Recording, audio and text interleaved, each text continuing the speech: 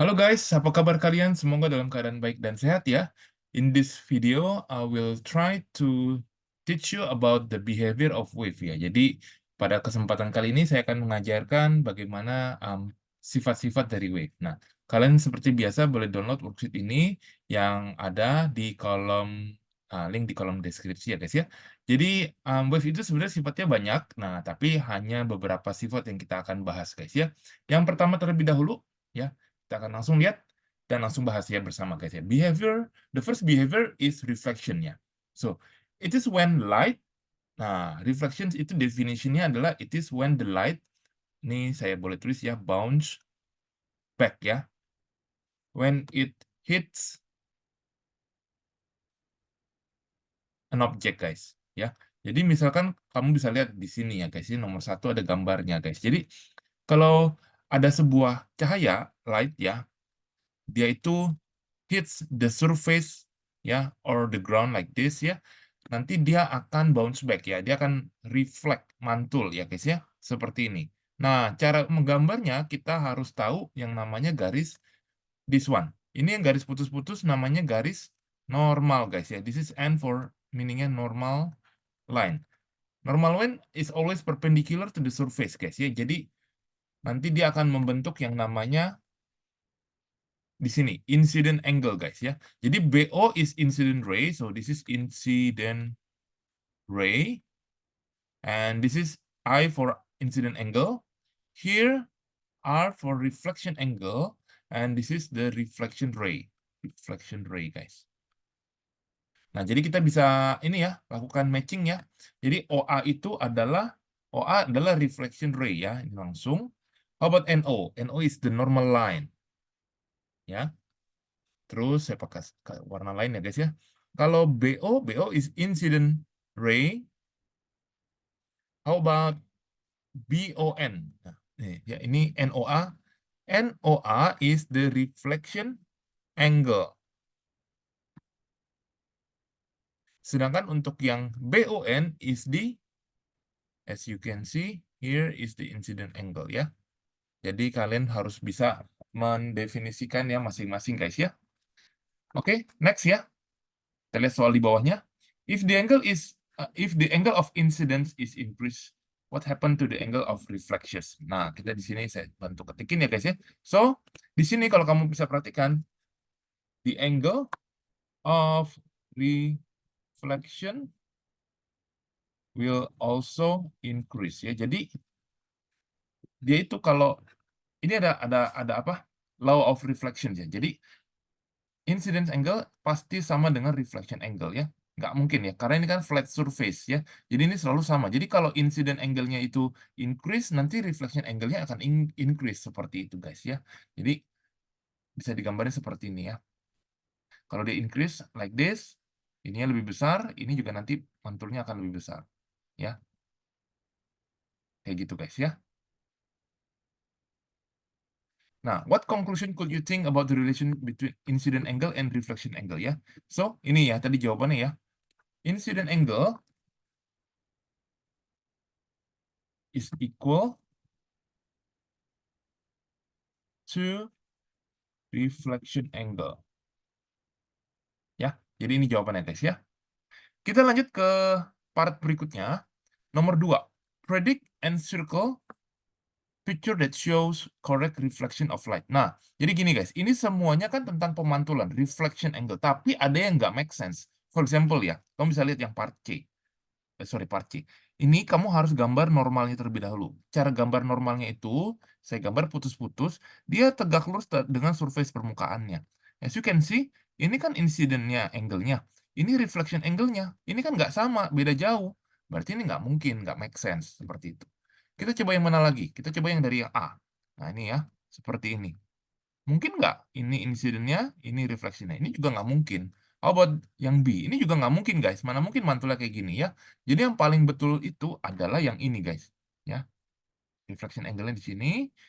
Sorry, ini normal line-nya. Maksudnya ini incident angle, reflection angle. Nah, ini yang paling kurang lebih sama ya, guys. Jadi ini yang paling betul, guys. Ya, this is the correct one.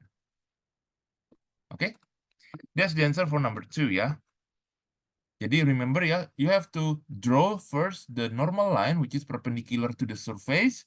After that, ya you have to measure ya incident angle equals to reflection angle.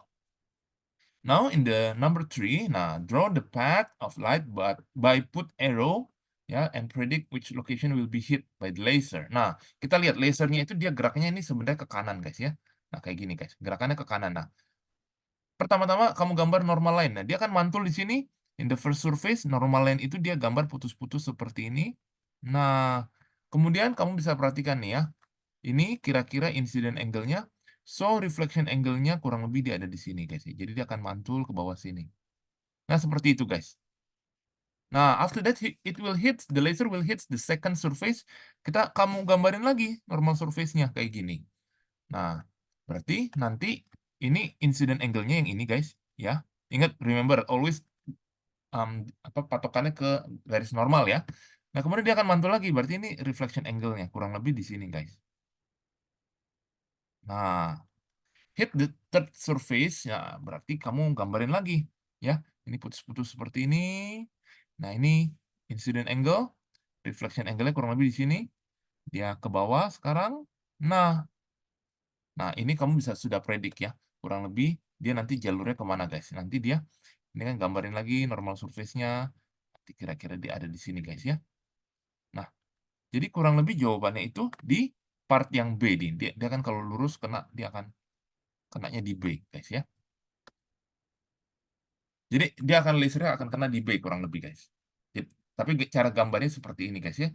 First you have to draw ya. Once again draw the normal line first which is the perpendicular one with the surface. After that you measure incident angle equals to reflection angle-nya. Seperti itu. Nah, reflection light ini terjadi salah satunya di plane mirror. Nah, below are characteristics image ya in the plane mirror. What is the meaning of those characteristics? Nah, kita coba lihat. Upright, upright itu artinya not vertically inverted. Inverted itu artinya terbalik ya guys ya. Kalau virtual itu the image is inside the mirror. Kalau same size itu ya same size itu artinya the height of image equals to height of objeknya seperti itu. Dan yang terakhir horizontally inverted itu dia artinya gini, yang right becomes left and left becomes right. Contohnya misalkan kalau kamu ngaca nih, terus kamu angkat tangan kanan, nah di bayangan kamu itu yang diangkat tuh tangan kiri, seperti itu maksudnya ya, dan kebalikannya ya guys ya. So this is the answer untuk halaman yang pertama guys ya. Kita masih lanjut ya guys untuk yang nomor selanjutnya di nomor kelima. Nah, nomor kelima ini kalian tidak diperkenankan menggunakan protractor. Kamu harus menghitung ya dengan tadi sifatnya. Nah, once again ya saya ajarin ya. Kalau reflection angle itu berlaku incident angle equals to reflection angle guys ya. Nah, for example, tapi kamu harus ingat yang disebut incident itu adalah yang patokannya garis normal. Kamu lihat nih, yang bawah ini. Ini incident angle-nya berapa? Ini incident angle-nya guys, ya. Bukan yang 25 tapi yang ini incident angle-nya. Reflection angle itu yang ini guys. Ini reflection angle-nya. Jadi cara menghitungnya gimana? Untuk menghitung I, kita hitung dulu 90 dikurangi 25. Hasilnya di sini 65 derajat. Jadi ini adalah 65 derajat. Nah, tadi kan saya sudah bilang bahwa incident angle equals to reflection angle. So itu artinya yang ini juga adalah 65 derajat. Jadi X-nya itu easily you will calculate 65 derajat. Berarti untuk part yang sebelah sini adalah berapa? Ini tetap 25 derajat. Nah, kita akan hitung sudut yang warna, dia kan mantul nih ke kanan tuh. Kita harus hitung yang ini nih, sudut yang warna hijau.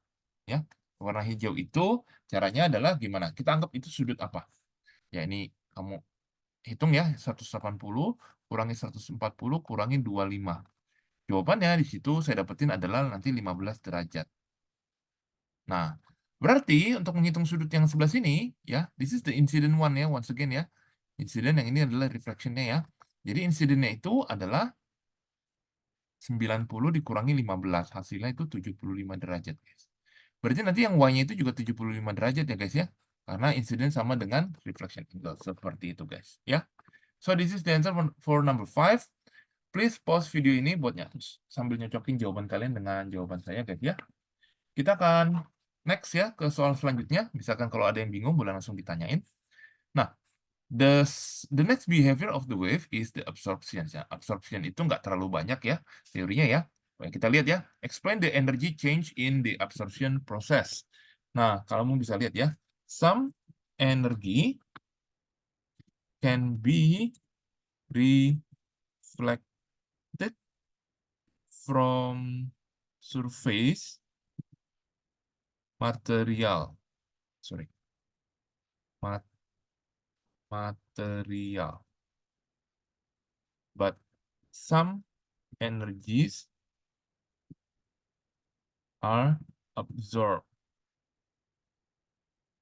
For example, heat energy, guys. Ya, jadi maksudnya kalau misalkan kamu ngejemur baju, ya, atau kamu taruh benda di luar, misalkan di jalan seperti itu ya, mungkin beberapa energi cahayanya itu akan reflect ya, tapi nggak semuanya karena sebagian energinya itu akan diabsorb ya untuk makanya bendanya itu bisa jadi panas seperti itu ya, ada kenaikan suhu ya, jadi ada benda-benda yang bisa diabsorb. Kalau digambarin seperti ini guys, so ini kamu jemur ini misalkan sun, matahari, dia kan produce atau dia mengalirkan heat, terus kamu misalkan taruh benda. Nah, misalkan kamu jemur baju misalkan nih, yang baju yang warna hitam, sorry ya, baju yang warna hitam atau baju yang warnanya lebih cerah gitu ya, yang ini guys ya. Nah, kayak gitu. Nanti yang ini lebih banyak absorb heat yang warna, tapi dia ada mantul sedikit. Tapi kalau yang warnanya putih, dia tuh lebih banyak mantulin gitu, yang masuk ke dalam itu sedikit, tapi intinya ada gitu. Jadi energinya itu ada yang berubah gitu ya. Nah, ini akan menjawab juga pertanyaan berikutnya. Why do we feel more uncomfortable if we use black clothes below the sunlight compared with the white or light color? Nah, itu jawabannya karena ternyata because black color clothes itu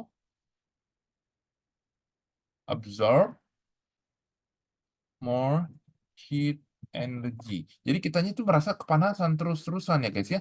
Karena apa? Karena pakaian dengan warna-warna gelap, dia itu cenderung ya, tends to absorb more heat ya, compare dengan warna-warna yang lebih cerah seperti itu. Makanya kamu akan sering keringetan gitu, jadi nggak nyaman gitu ya. Jadi ini jawabannya guys, jadi ini adalah absorption of the wave ya. Nah, kita akan lanjut ke part berikutnya di nomor behavior yang ketiga guys. Nah, behavior ketiga ini adalah refractions ya.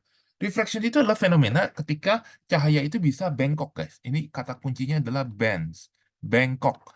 When it passes through a different medium. Nah, kita lihat ya guys ya. Kenapa bisa bengkok seperti ini? Karena ternyata mediumnya itu berbeda.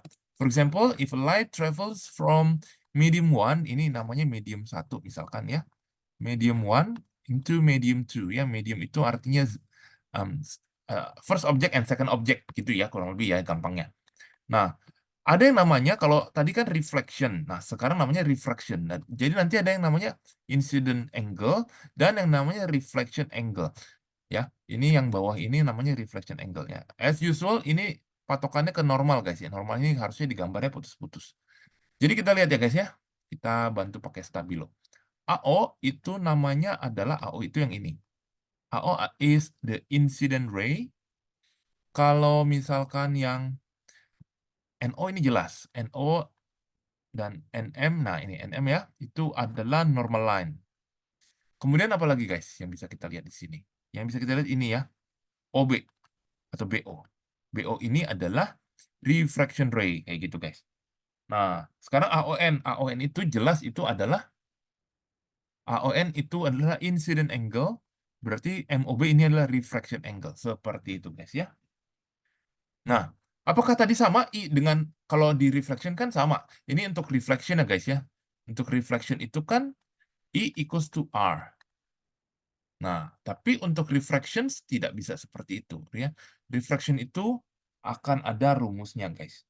Nah, nanti saya akan bahas ya. Rumusnya kalian boleh catat dahulu ya. Ini nanti rumusnya seperti ini, dan nanti juga ada yang rumusnya, ya kalian akan belajar baru seperti ini aja, ya. Ini nanti dibahas di halaman selanjutnya ya, tapi kalian boleh catat terlebih dahulu. Nah, kita lihat ya, tapi cara menentukannya kamu harus bisa belajar nih, guys. Nah, okay, number two. Logically, which one denser is a denser medium, air or glass? Nah, ini jawabannya adalah glass, karena glass itu lebih padat gitu ya. Which is the correct direction of laser. Nah, misalkan dia ini dari air to glass, seperti itu.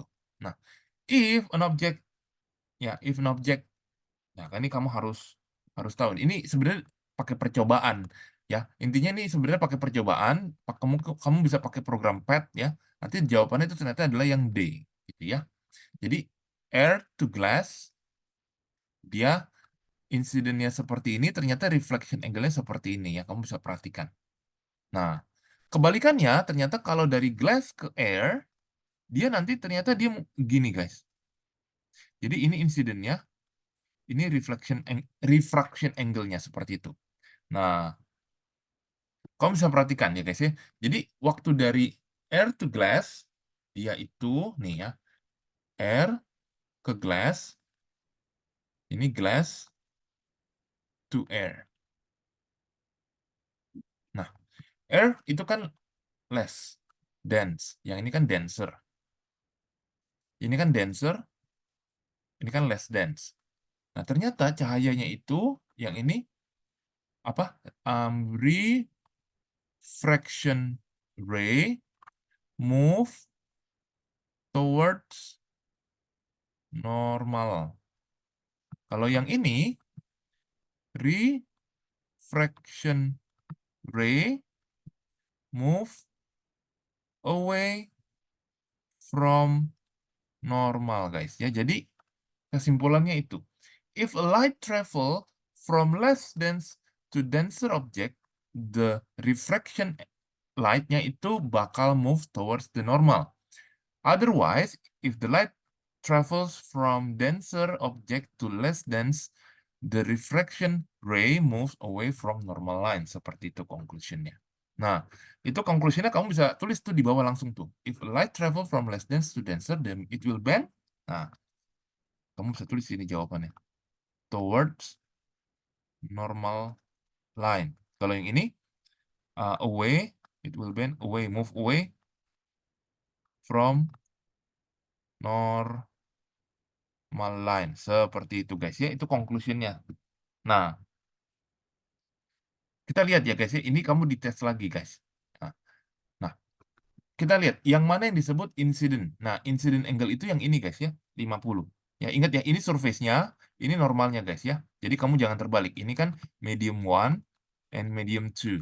Berarti ini adalah apa? Surface-nya. Nah, the light passes through yang ini. Nah, kemudian ini normalnya. Berarti incident angle-nya 50 derajat. Refraction angle-nya berarti yang ini, guys. Remember, always patokannya ke normal. Jadi ini 25 derajat.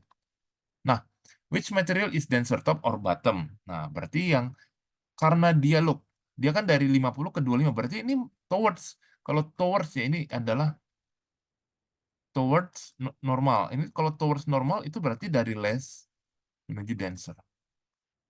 Berarti yang denser itu yang bottom, yang ada di bawah. Ya, because the light bend, ya kamu bisa jawab ya, because the light bends towards normal line, kayak gitu, guys ya. Itu adalah jawabannya. Ya, seperti itu, guys. Nah, kita akan masuk ke bagian selanjutnya, guys ya. Nah, bagian selanjutnya itu, nah seperti ini. Kita akan belajar tentang yang namanya refraction and refractive index, guys. Nah, sekarang kayak begini. Kamu bisa perhatikan. Ini arahnya dibalik. Ya, ini kan medium 1 dan medium 2. Ini adalah I-nya, guys ya. Ini incident angle, dan ini adalah refraction angle-nya, seperti itu. Nah, berarti yang ditanya adalah apa nih, guys? Which material has a bigger refractive index, top or bottom? It means yang mana yang lebih denser, seperti itu. Nah, Kamu bisa perhatikan ya, guys, ya. Ini berarti karena dia, towards ya, towards ini berarti less dense, ini yang ini denser. Nah, bigger refractive index itu berarti yang top, artinya dia yang lebih dense, lebih denser. Nah, kemudian, in which material light travel faster? Nah, ini ya, guys, ya. Jadi kalau light will travel faster itu di bagian bottom, ya. Jadi kalau index high index, it means lower speed, kayak gitu. Hafalin ya, ini berbanding terbalik. Kalau lower index, ini berarti higher speed of light, kayak gitu, guys. Ya, ini sambil dihafalin. Oke, sekarang nomor 2, ini kamu harus complete the table ya from these informations. Nah, gimana caranya nih, guys? Nah, tadi nih, ya, kita harus lihat. Nah, dikasih tahu sugar water refractive index-nya adalah 1.42. Nah, kita lihat dari keterangan ini untuk complete the table-nya. Dia bilang, keterangan pertamanya itu dari mana nih, guys? Kita bisa lihat ya. Sugar water. Oke, guys, jadi caranya seperti ini, saya tahu ya. Cara bacanya yang pertama kita lihat yang ini dulu, guys. Nih ya. Germanium is the densest material in the table. Berarti yang paling bawah ini adalah germanium. Nah, ini udah jelas banget ya, guys, ya. Kemudian apalagi yang kita bisa lihat? Nah, kita bisa lihat yang ini, guys. Ya, yang liquid. Liquid is less dense than solid, and its density could be increased by dissolving sugar. Ini jawabannya yang liquid, guys. Ya. Nah, next berarti waternya itu, nah sorry ya, ini glass ya, glass is denser than water. Nah, ini yang disebut glass di sini. Diamond is denser than glass. Nah, berarti diamond ini bisa macam-macam nih. Diamond bisa di sini, dan di sini. Nah, amber density is between glass and diamond. Glass and diamond. So, ini amber. Berarti diamond itu di sini, guys. Tawan. Nah, terus dia bilang titanium, water, and diamond. Nah, berarti ini titanium dioxide. Nah, kayak gitu, guys, caranya ya. Kita akan lanjut ke soal nomor berikutnya di nomor ketiga, guys, ya. Which medium is the densest one? Nah, densest itu berarti yang kamu lihat yang N-nya paling besar. Berarti ini jawabannya yang Y. Light travel faster in... Nah, kamu kalau travel fastest itu kan speed. Berarti yang higher speed dia lower index. Yang lower index itu yang ini ya, guys, yang satu. Berarti di udara, di air. Nah, light travel faster in X or Y. X or Y. Jawabannya adalah, nah, X itu refractive index-nya 5. Berarti yang ini nanti higher speed. Berarti dia jawabannya yang 5 ya, yang X. Seperti itu. Nah, oke. Sekarang kita akan masuk ke part berikutnya di nomor 4, guys. Nomor 4 ini, nanti kamu bisa menggunakan perhitungan, ya, rumus yang tadi saya ajarin seperti ini, guys. Sorry, ini V2. Ada beberapa hal yang perlu kamu ketahui, guys. Jadi, hafalin yang kalau N air di udara itu 1 sesuai yang ada di tabel. Nah, speed di udara, speed cahaya di udara itu 3 kali 10 pangkat 8 meter per second. Ini kamu harus hafalin ya, guys, ya. Ini harus dihafalin. Nah, kita akan lihat di nomor 4, guys. Nomor 4 itu kita pakai rumus ini, guys, ya. Ini N2V2. Nah, ini masukin ya, ini 1 untuk yang di udara, 1 kali 3 kali 10 pangkat 8. N2-nya itu berarti kita nggak tahu. Yang ditanya, yang ini adalah 5 kali 10 pangkat 7. Nah, ini berarti kamu harus hitung N2-nya. Nanti dibagi, guys. Nanti dibagi. Jadi, 3 kali 10 pangkat 8 dibagi ini, nanti hasilnya saya dapetin 6, guys.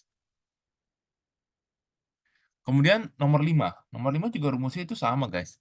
Jadi N1V1, N2V2, 1 kali 3 kali 10 pangkat 8. Nah, ini N2-nya itu dia 2,5, ini nah V2. Jadi V2-nya itu nilainya nanti saya akan dapetin 1,2 kali 10 pangkat 8 meter per second, seperti itu. Nah, nomor 6, ya, laser ray with wavelength of 900 nanometer travel from air to glass, ya. What is the wavelength when it enters the glass with a refractive index of 1.5.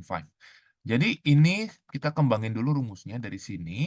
Nah, ingat ya untuk rumus V itu kita bisa tulis seperti ini. Berarti N1 wavelength 1 frekuensi 1, N2 wavelength 2 frekuensi 2. Di sini dianggap frekuensinya sama ya. Frekuensi constant ya. Frekuensi didn't change as you can see. So you can try to cancel out the frequency. Now sorry ini 1, 1, 2, 2. Jadi ini 1, ini wavelength-nya 900, ini N2-nya 1.5. Nah, kayak gini. Jadi jawabannya di sini adalah 600 nanometer, guys. Jadi itu adalah jawaban untuk yang nomor 6, guys. And that's it for our content today ya. Bagaimana, guys? Jika kalian ada yang bingung, boleh silakan ditanyakan di WhatsApp atau di kolom komentar. Terima kasih sudah menonton video ini sampai selesai. Hopefully bisa membantu kalian untuk lebih bisa persiapan mengerti tentang behavior of wave. Kita akan ketemu di video selanjutnya untuk membahas soal yang lain. Terima kasih.